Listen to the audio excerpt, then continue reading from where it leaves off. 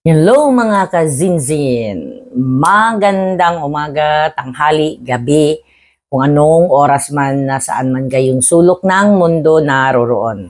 Maraming salamat sa inyong suporta.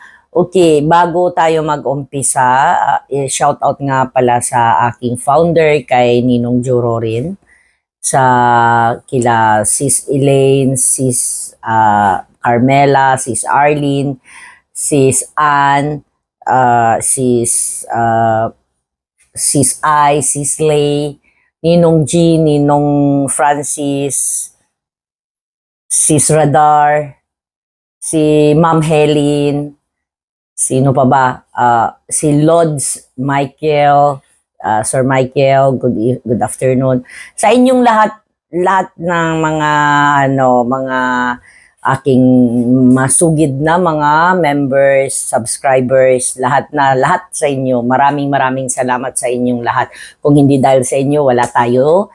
Hindi ko narating yung ganito, hindi narating ng channel natin. So, okay. Mayroon lang akong sasagutin kasi ang dami-daming inquiries sa akin regarding sa Turkey. Paano daw ba mag-apply sa Turkey? Guys, hindi ganito kasi nire-replyan ko kung baga sa isa-isa ko kayong nire-replyan, hindi ko alam kung paano kasi tuloy-tuloy pa rin yung reply nyo sa akin. So, ang tanong nyo sa akin. So, isahan na lang ng reply. Ganito ang i-reply ko.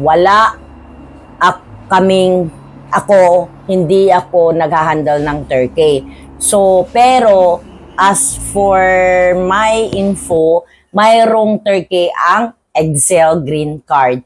So, according to them, yung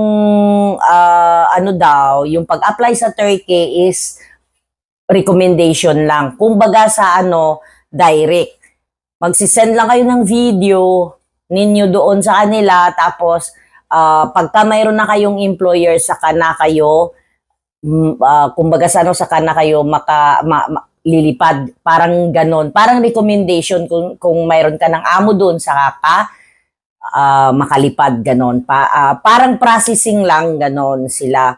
So, hindi ganon kadali ang pag-apply sa Turkey, at saka as I know is cash out.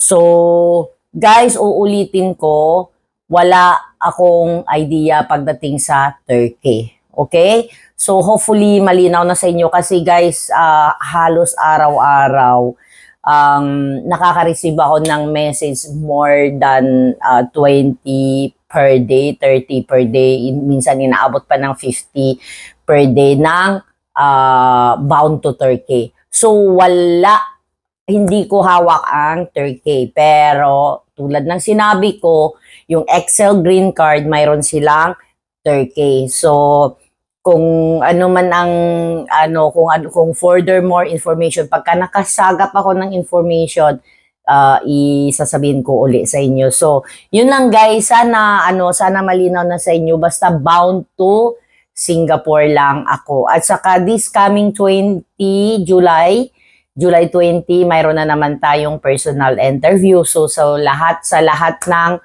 mga may balak na Singapore. So, kung malapit lang din naman kayo kung nasa Maynila, around Maynila kayo at malapit lang din kayo, at saka kung gusto niyo magkaroon ng personal interview, pumunta lang, mag-report lang kayo sa Excel Green Card sa Malati this coming July 20. So, maraming salamat.